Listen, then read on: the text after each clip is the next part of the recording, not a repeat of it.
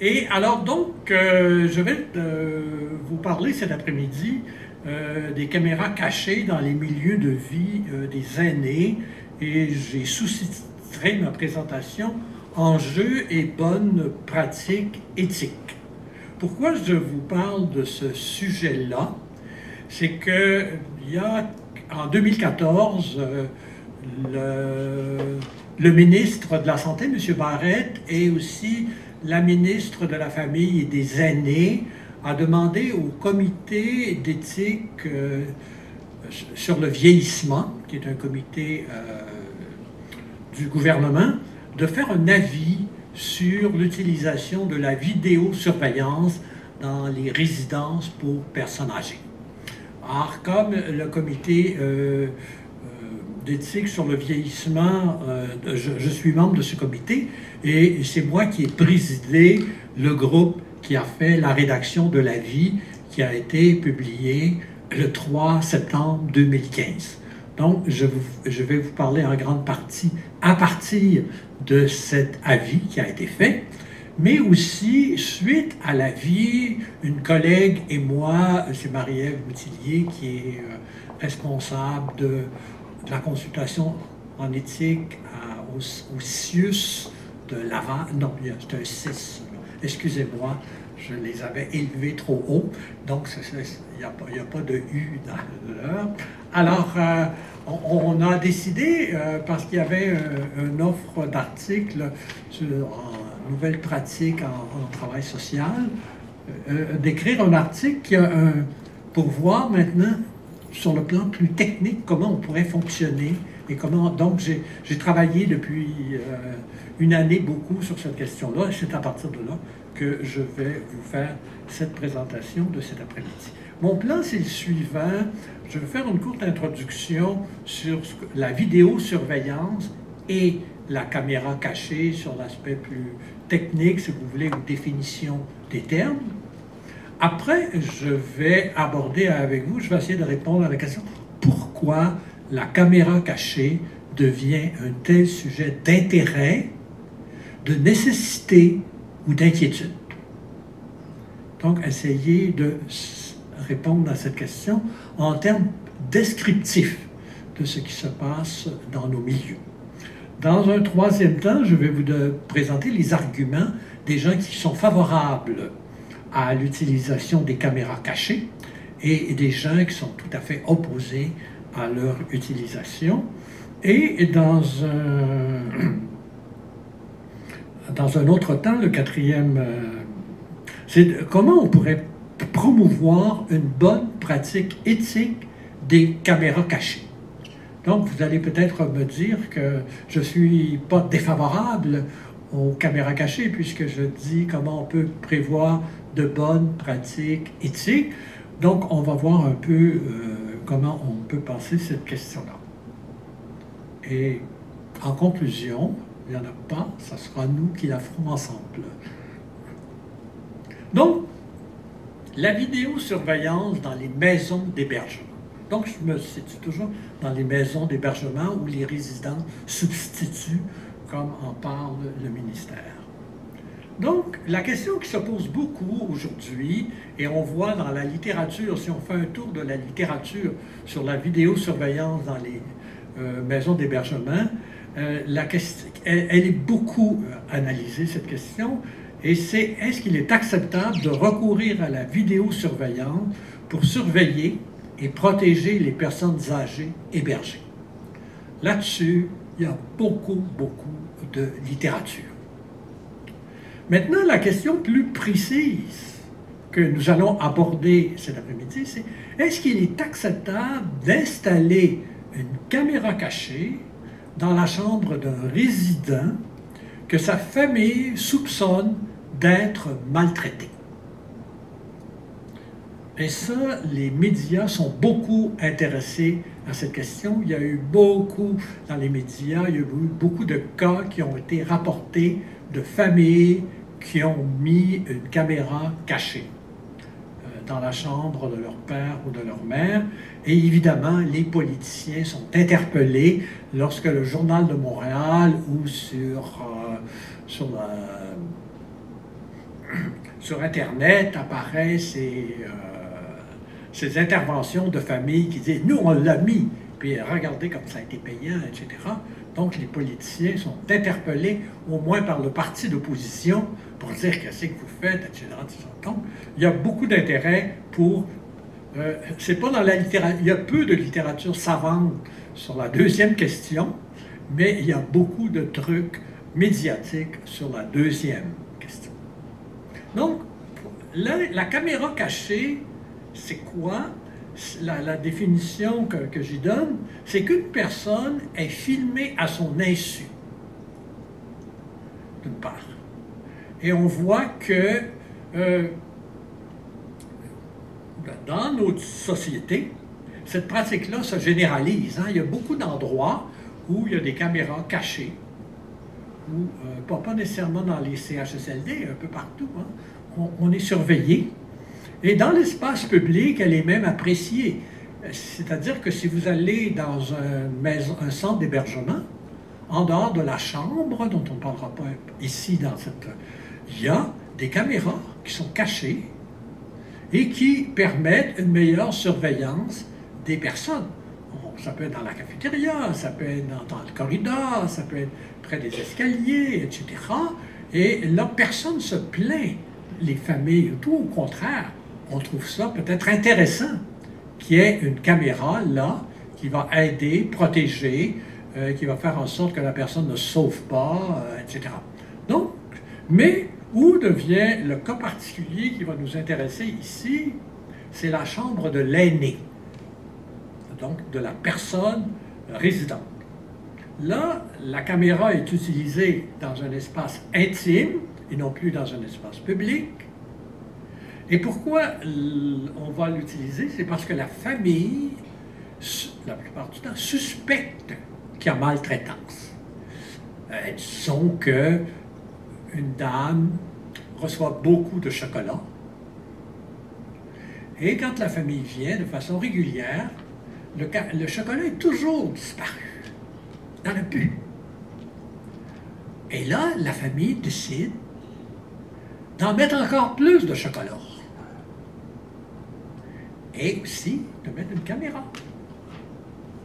Et on voit une préposée, une deuxième préposée, ouvrir les tiroirs et prendre du chocolat. Donc, la famille, vous voyez, hein, comment c'est intéressant, utile, la caméra cachée. Donc, la famille suspecte de la ou craint qu'il y a de la malveillance. Je parlais l'autre soir à des jeunes, dont un couple, dont la mère de l'épouse est placée en CHSLD. Je parlais à propos de ce travail que je faisais de ce temps-là, puis elle me regarde. Moi, je devrais peut-être penser, hein, parce que j'ai toujours des craintes sur ce qui arrive à ma mère. Donc, il n'y a pas de référence concrète pour dire passer. Il y a ça qui ça. Mais c'est pas une question. Donc, mais ce recours à la caméra va rester secret si on ne découvre pas qu'il y a quelque chose de mauvais qui se passe.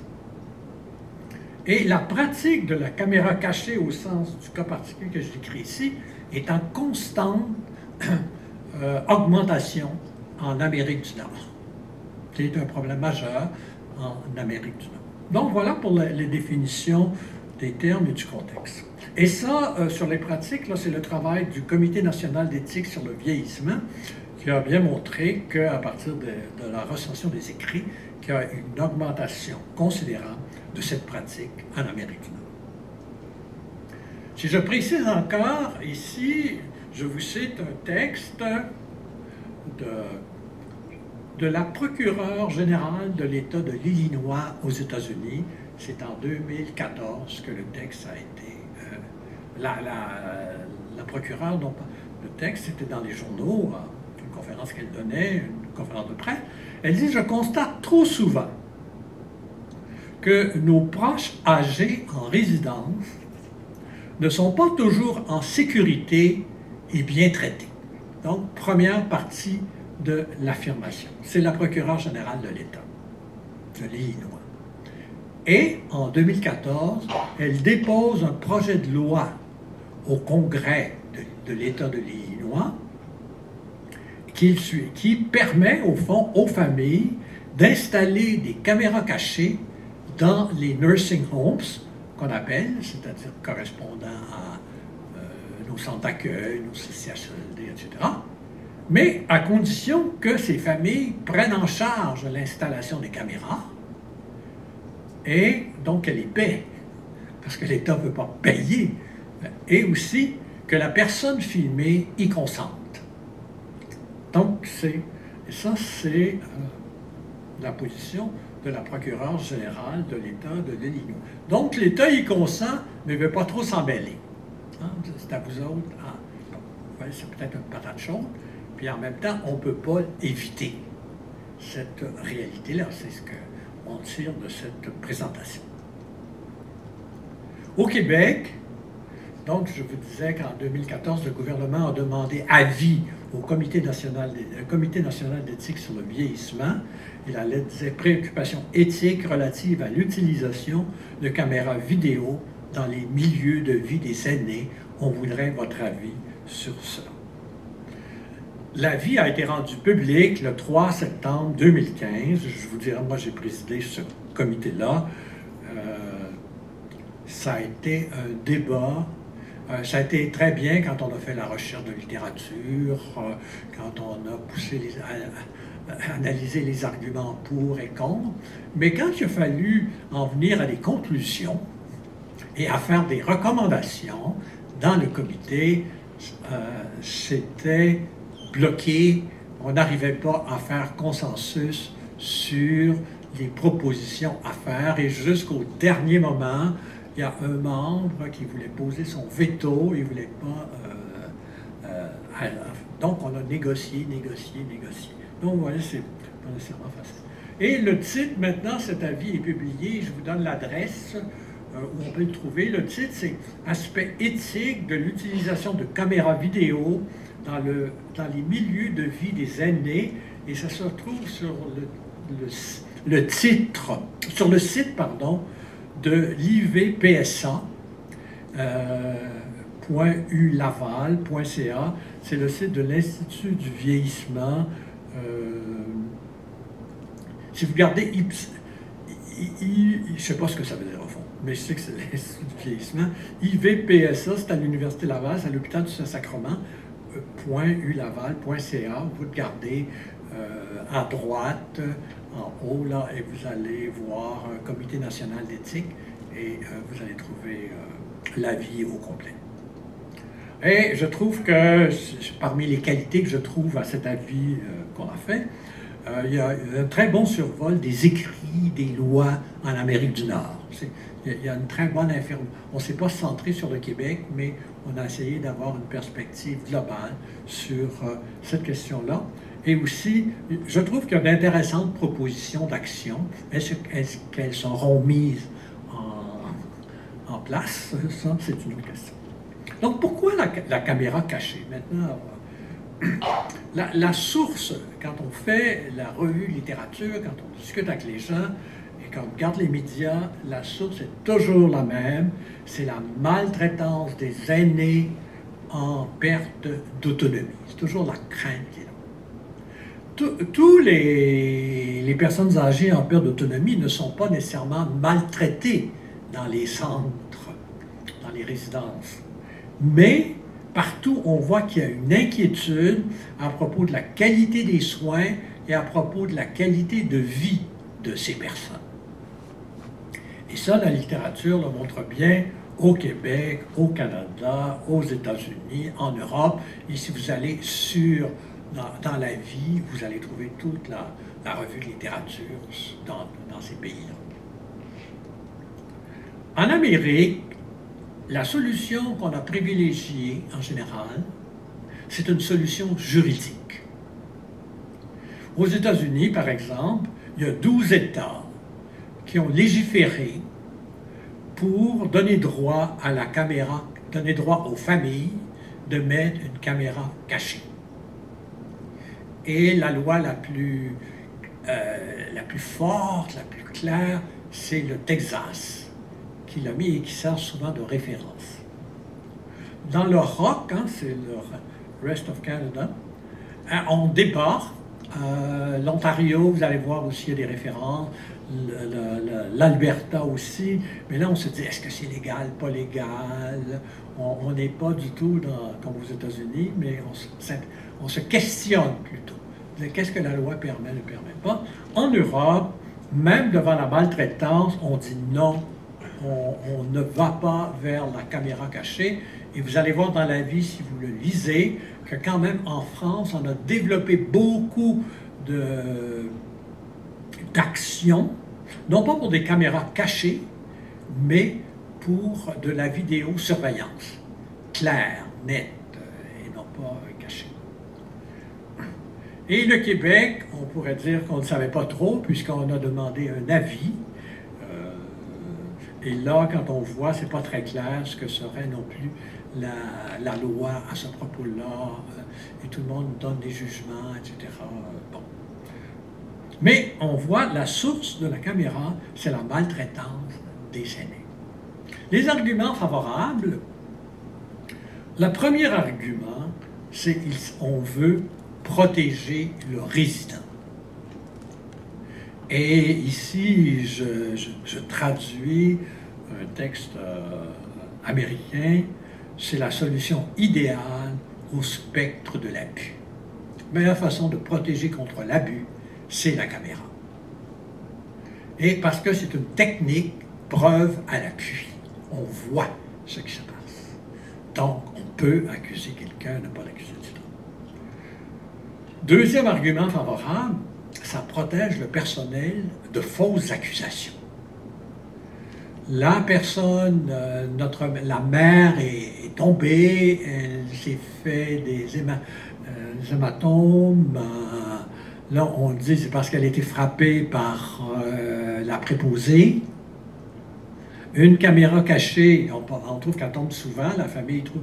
Donc, on met une caméra cachée, et là, on découvre que non, les préposés ne font rien, c'est la mère qui est toujours en train de se lever, etc., etc. Et c'est elle qui tombe, même quand il n'y a personne, et c'est elle qui se fait les hématomes, etc. Vous voyez, donc on dit, vous voyez, ça protège le personnel de fausses accusations. Troisième argument, ça améliore la prestation des soins, puisque quand on se sait surveiller, se savoir surveiller, ça aide à mieux agir. Quand je sais qu'on me surveille, je fais plus attention. Donc, ça va améliorer la dispensation des soins. Voilà trois arguments qu'on retrouve dans la littérature à propos trois arguments favorables pour l'utilisation des caméras cachées. Les arguments défavorables, c'est un moyen inefficace, dit-on, parce que ça ne montre jamais ce qui s'est exactement passé. Exemple, il y a eu dans les médias, on a vu une préposée traîner un patient, traîner à terre, et il y avait une caméra cachée dans la chambre, et la famille a dit, voyez la préposée, comment elle a mal agi. Donc, il y a eu, on est allé en cours, relation de travail, là, au tribunal d'arbitrage des relations de travail. Mais le juge a demandé, moi je veux voir tout, pas juste le bout où la préposée traîne la malade. Et là, on voit non pas 1 minute, on voit 10 minutes. Et on voit bien que la préposée a mal agi. Elle n'a pas agi correctement selon les normes, mais elle n'est pas du tout la cause de ce qui est arrivé à cette patiente. Cette préposée est rentrée, elle a vu la patiente à terre. Elle était déjà tombée, et là, elle a voulu la rapprocher de son lit, comme elle n'avait pas la force de le faire, elle l'a traînée. C'est un mauvais agir, c'est sûr, mais ce n'est pas une maltraitance au sens de vouloir faire mal à cette femme. Donc la caméra peut fausser l'interprétation des gestes qui sont posés. Deuxième argument, ça nuit au respect du résident ou de la résidente. Voyez cette pauvre femme qui est vue en permanence dans son intimité. La préposée la lave, etc., la nourrit, tout ça, hein, c'est centré sur elle, dans son intimité. Et là, maintenant, et si elle est complètement désinhibée, hein, pour toutes sortes de gestes, et là, ses enfants, 24 heures par jour, voient cette dame qui a perdu un peu, qui ne sait pas trop ce qu'elle fait. Alors, vous voyez comment, en termes de respect de cette personne, parce qu'elle est 24 heures à la vue du monde, non? Et à la vue de tout le monde. Alors, vous voyez les difficultés de respect d'une personne que ça pose. Le troisième argument défavorable, c'est l'état de méfiance permanent que ça crée. Ça appauvrit le climat de travail parce que tout le monde se sait maintenant surveillé ou en pouvant être surveillé. Et ce sont les soins qui en souffriront. Parce qu'on va faire tout ce qui est correct, mais on n'en fera pas plus. Hein, puis de relations, on n'en établira pas. Voilà donc, vous voyez, des arguments favorables et défavorables. Ils s'opposent, hein? C'est les mêmes complètement se contredisent, au fond. Alors, nous, dans la dernière partie de la présentation, ce que je voudrais essayer de faire, ça, je vais donner un peu l'état, c'est de dire comment on pourrait avoir une bonne pratique éthique des caméras vidéo. Et là, je vais faire appel, au fond, à la fois à l'avis du Comité national d'éthique et aussi à la réflexion que Marie-Ève Boutillier et moi avons poursuivie en septembre et octobre pour l'article que nous écrivions. Donc, si on veut avoir une bonne pratique éthique des caméras vidéo, il faut d'abord établir c'est quoi la problématique éthique, si on veut penser en termes... Non, et la deuxième chose, ça serait quoi une bonne pratique éthique? Et là, il y a deux choses dont je voudrais parler. Il faut réguler le recours à la caméra, donc donner des règles, mais je trouve qu'il faut aussi chercher à prévenir l'obligation du recours à la caméra.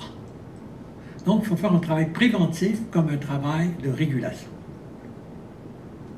Donc, se rappeler pourquoi la caméra cachée devient un devoir. Pour les familles qui la posent, la caméra, c'est un devoir moral de le faire. Parce que, quand on regarde la littérature, on s'aperçoit que les familles se sentent souvent coupables d'avoir dû placer un membre de la famille. Surtout que très souvent, c'est à l'encontre de la volonté de l'aîné. Soit que la personne a été transportée d'urgence à l'hôpital, puis là, elle ne peut plus retourner à la maison, ou bien elle était à la maison, puis elle ne peut plus rester à la maison, et donc, l'aîné, elle ne veut pas elle ne veut pas déménager en quelque sorte. Donc, on agit, et ça, les enquêtes montrent que c'est une grande souffrance. C'est les aînés que cette perte de pouvoir qu'elles ont d'être déplacées. Donc, les familles se sentent coupables d'avoir dû placer leur père ou leur mère, mais aussi les familles sont inquiètes de la prestation des services que la personne placée, la résidente ou le résident reçoit. Donc, il y a la culpabilité de la famille. Il y a aussi, il n'y a pas que la famille. on place une caméra cachée dans une résidence. Hein? Et le contexte des résidences, ce n'est pas un contexte facile. Ces années-ci, l'augmentation croissante de la population âgée, d'une part, il faut toujours en avoir plus, il y a des ressources en moins. Les gestionnaires de ces établissements sont souvent pris entre l'arbre et l'écorce. Ils sont, comment on pourrait dire, hein? Ben, non seulement débordés, mais d'une part, il y a les attentes des familles, puis il y a d'une part, c'est pas eux les maîtres. Hein? Oui, parce que par-dessus, il y a les autorités. Ils sont pas, c'est des cadres de porte intermédiaires. Hein? Ils sont, donc, ils sont pas, donc, ils sont pris, ils ne savent pas quoi faire. Puis ils veulent sauver leur réputation très souvent. Damage control, qu'on appelle, on voit ça très souvent. Et aussi, les intervenants, les préposés, les infirmières, les professionnels, sont souvent débordés, peu soutenus, manque aussi de formation autour de ces questions-là, etc., etc., de sorte que on peut comprendre pourquoi les familles veulent faire ça, mais on peut comprendre pourquoi les résidents vont réagir mal lorsqu'elles apprennent qu'il y a une caméra cachée, ou vont réagir très mal lorsque les familles se plaignent qu'il y a peut-être de la maltraitance dans l'établissement. Et la communication est difficile. Les familles se plaignent et là, elles sont jugées souvent, pas toujours à tort, comme fatigantes, dysfonctionnelles, etc., etc. Donc, la communication n'est pas très bonne. Et le devoir moral, maintenant, est le droit des familles. Est-ce que le devoir des familles de mettre une caméra cachée pour protéger leurs parents, ça repose sur un droit au Québec? Selon certains, oui, c'est là qu'on a eu des débats dans notre comité. La Chambre, oui, c'est un droit, parce que la Chambre, c'est mon milieu de vie. C'est ton milieu de vie, puis ça, le ministère de la Santé et des Services sociaux insiste beaucoup que c'est un milieu de vie, puis là, la Chambre devient comme la propriété du résident et de la résidente. Donc, on a le droit de décider ce que j'y fais là. Mais, nous, on a trouvé qu'il faut avoir des nuances sur cette notion de milieu de vie. Parce que l'aîné est là parce qu'il a besoin de soins et est en perte d'autonomie. Et c'est pas seulement un milieu de vie, c'est aussi un milieu de soins. De sorte qu'il y a deux dimensions. Nous, on trouve, et c'est une des propositions, on dit que le ministère de la Santé doit clarifier sa position autour de ces aspects-là. Parce que sinon, on n'en sortira jamais. Si on ne reconnaît pas, c'est peut-être triste de reconnaître que c'est un milieu de soins, mais c'est un milieu de soins. Donc, il faut se rendre à la réalité. Maintenant, la première proposition qu'on fait, il faut réguler le retour à la caméra. Ça, c'est l'avis du Comité national d'éthique, il faut réguler le recours à la caméra. Il s'impose des règles d'encadrement. Mais ces règles d'encadrement ne doivent pas être faites par le ministère pour nous. Elles doivent être faites en concertation avec tout le réseau, et ces règles doivent être faites aussi en discussion avec toutes les parties, ce qui implique les familles et les patientes aussi, participer au type de règles qui devraient s'imposer. Pour nous, on insiste beaucoup là-dessus. Les ministres ont dit c'est très, très beau, très intéressant, qu'est-ce qu'ils vont faire, ça c'est autre chose. Et le fondement de cette politique, nous on croit, pourquoi, ce qu'il faut établir comme politique, il faut avoir un équilibre entre le droit à la vie privée des résidents, droit à la vie privée des préposés aussi, puisqu'ils sont là dans la chambre, et qui sont là en permanence. Il faut avoir un équilibre. Et aussi, un équilibre entre ce droit à la vie privée, mais aussi à la sécurité de la personne. C'est-à-dire protéger la résidente, mais aussi protéger l'employé. Donc, il il faut fonder une politique là-dessus. Puis, il faut aussi trouver un juste équilibre des forces qui s'opposent. Il y a des forces qui s'opposent ici. C'est les personnes âgées et les aidants, c'est vrai. Puis, c'est les autorités et les soignants. Et c'est eux qu'il faut mettre ensemble pour voir comment on peut établir des règles. Ça, c'est autour de ça qu'a travaillé le Comité national d'éthique sur le vieillissement. Maintenant, nous, on pense qu'il faut aussi promouvoir la communication, pas juste des règles. Et on pense que l'éthique de l'établissement, ça ne doit pas être un code d'éthique, ça ne doit pas être une charte des droits pour l'établissement. Ça va, hein, c'est pas parce qu'on s'oppose à ça, mais le fondement de l'utilisation ou non de la caméra cachée, il faut penser l'établissement, une éthique d'établissement en quelque sorte, et qui doit être fondée. Un établissement de santé, il faut le penser en termes d'espace de reconnaissance et d'initiative de toutes les parties. C'est comme ça qu'on le voit.